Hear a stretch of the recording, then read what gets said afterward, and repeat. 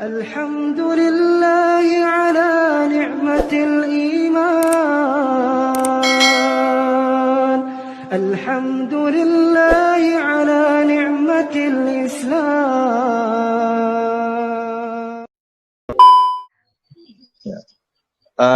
Ibu mungkin bisa kesaksian Ibu kenapa bisa kan Ibu cerita ada itu ya apa kerasukan itu ya Bu ya. Kerasukannya gimana Bu? Ya. Bisa diceritain Bu? Ceritanya begini, tahun 1992 kayaknya. Itu saya kan waktu sekolah kan jauh dari kampung, jadi kami kos kan.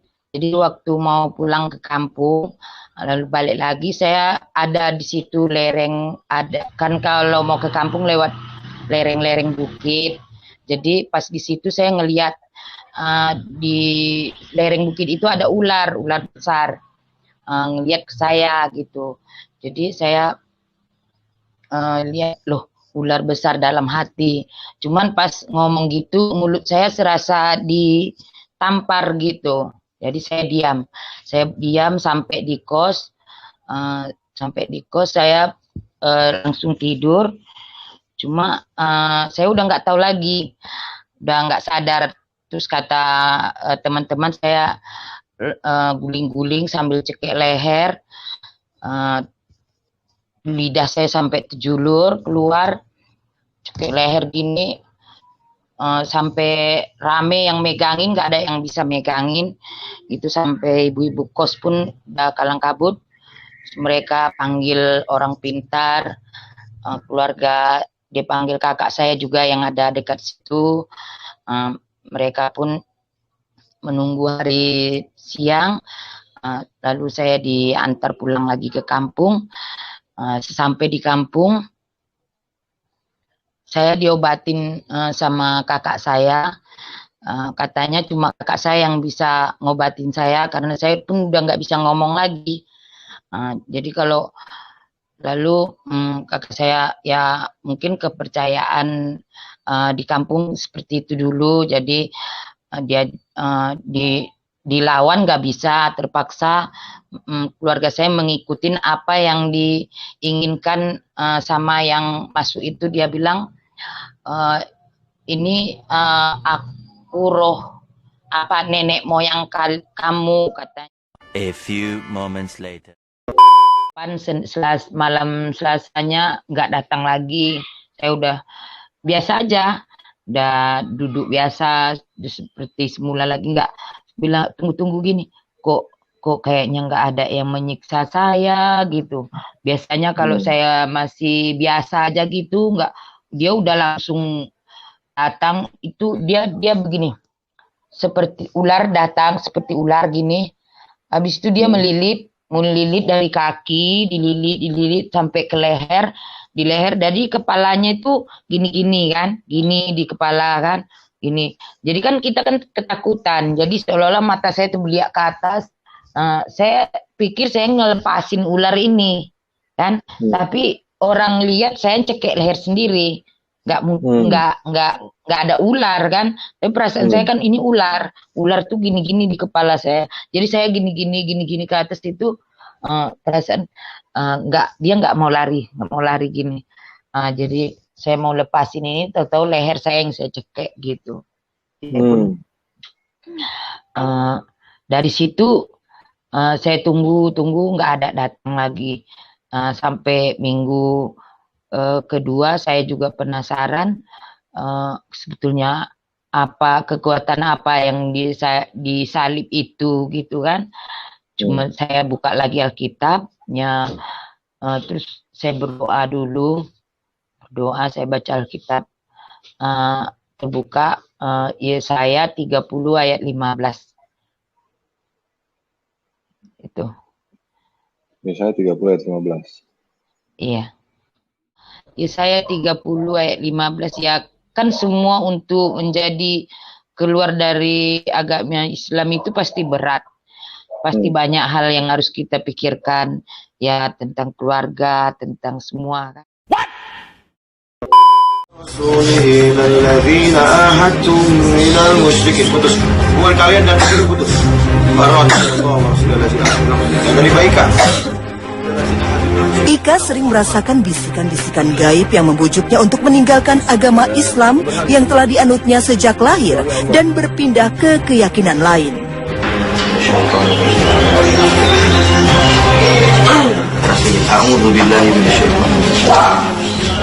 Hamba bersaksi tidak ada Tuhan yang berhak disembah kecuali Engkau. Dan Kalimat syahadat yang biasa dibaca ketika melaksanakan sholat ternyata begitu sulit diucapkan oleh Ika. Kemungkinan besar Ika diganggu jin kafir. Dia mengakuin Nabi Muhammad sebagai Nabi. Menangis ketika mengucapkan syahadat pada kalimat Asyhadu anna Muhammadar Rasulullah. Dan bagi orang Indonesia yang tidak bisa kita kadang-kadang kurang menjiwai syahadat kita. Jadi kita pakai bahasa Indonesianya, diartikan boleh. Ulang, Mbak. Dan saya bersaksi bahwa Nabi Muhammad terus melawan Mbak bahwa Nabi Muhammad adalah Nabi saya, Nabi saya adalah teladan saya, adalah teladan saya, adalah Rasulullah, adalah Rasulullah. untuk saya ikuti jalannya. Saya ikuti jalannya. Nabi saya adalah Muhammad SAW. Nabi saya adalah Bilang, lawan Mbak. Nabi Baikkan saya bilang. adalah Muhammad Rasulullah SAW. Terus ulang, Nabi saya adalah Muhammad SAW. Nabi saya adalah Muhammad SAW. Terus, Sallallahu Alaihi Wasallam. terus Nabi saya adalah Muhammad. Nabi saya adalah Bilang, Muhammad. terus ulang, Nabi saya adalah Muhammad SAW. Nabi saya adalah Nabi saya adalah Muhammad SAW. Keluar kamu, keluar. Keluar sekarang, keluar sekarang. Kamu. Pertama saya duga ini gangguan jin aja. Ternyata memang ada yang buat, ada dukunnya. Jadi dia kena sihir. Sihir yang berusaha memurtadkan si Ika. Bismillah, buka mulutnya, Mbak Ika. Mbak Ika, buka mulutnya. Mbak Ika, buka mulutnya. Saya tidak membentengi diri, membuka diri. Dan musuh pada saat mendapatkan ada celah di dada saya, di perut saya yang dia bisa serang, atau di leher saya, dia tidak akan cuil saja, tapi dia akan tebas supaya mati, dan akhirnya mati musuhnya. Begitulah syaitan dalam menghadapi kita. Dia berusaha membuat kita mati kalau perlu, tapi matinya tanda kutip adalah mati secara hati, ibadah, iman. Jadi sudah berbuat seperti apa yang dia inginkan, menjadi budaknya. Dia suruh berzina, dia suruh riba, dia suruh membunuh, dia suruh apa saja, maka dikerjakan dengan bisikan sedikit saja. Dikatakan tipu daya syaitan yang pertama adalah menanamkan was-was. Ya, was-was. Jadi ini betul-betul senjata dia yang dia gunakan untuk menyesatkan manusia. Makanya Allah Subhanahu wa taala mengatakan di dalam Al-Qur'an dalam surah An-Nas yang sudah kita hafal, ya, alladzi yuwaswisu fi sudurin nas. Jadi dia memang yang menanamkan yang mengganggu di dalam hati manusia, ya, di dalam hati manusia. Jadi Allah Subhanahu wa taala mengingatkan kepada kita, dan was-was digerincikan oleh para ulama, yang dimaksud dengan was-was adalah seseorang selalu ragu dengan perbuatan baik yang dia kerjakan, sehingga dia ragu untuk meneruskannya. Dia ragu untuk meneruskannya, dan akhirnya dia malas mengerjakan, dan puncaknya meninggalkan ibadah tersebut dan membencinya.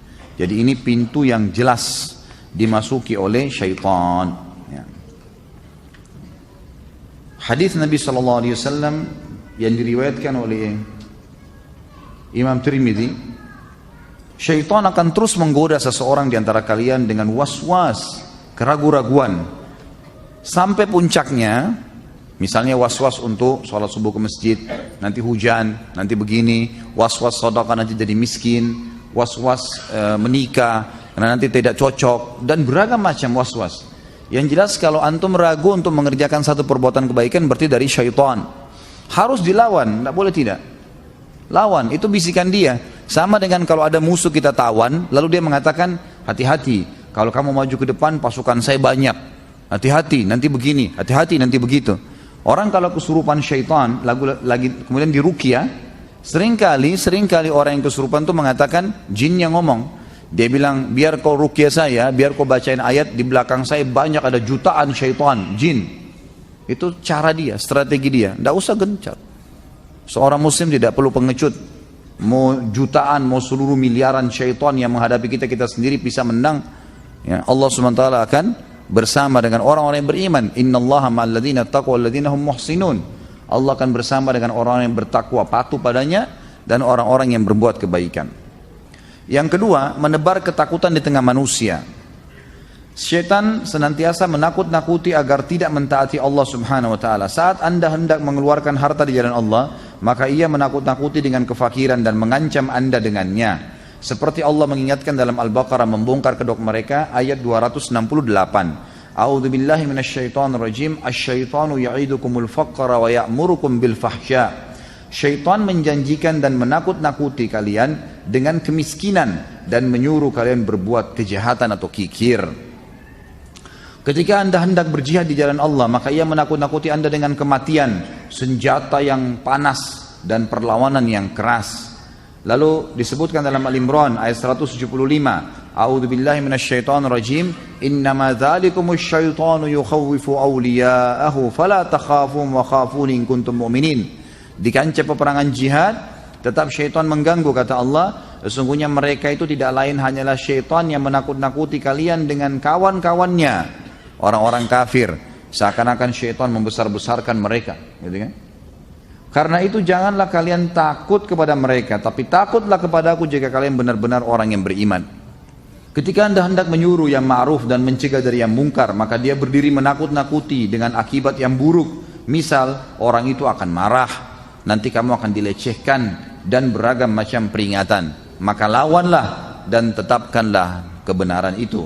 Atau dengan mengatakan kepada Anda, perhatikan diri Anda sendiri dan biarkan orang lain, karena mereka tidak akan memenuhi seruan Anda, dan seterusnya. Betapa banyak manusia yang dijatuhkan oleh syaitan dalam perangkap ini. Jika Anda mendapati suatu ketakutan dan tidak berani melakukan satu kebajikan, maka ketahui di balik kekhawatiran itu adalah syaitan, maka lawanlah.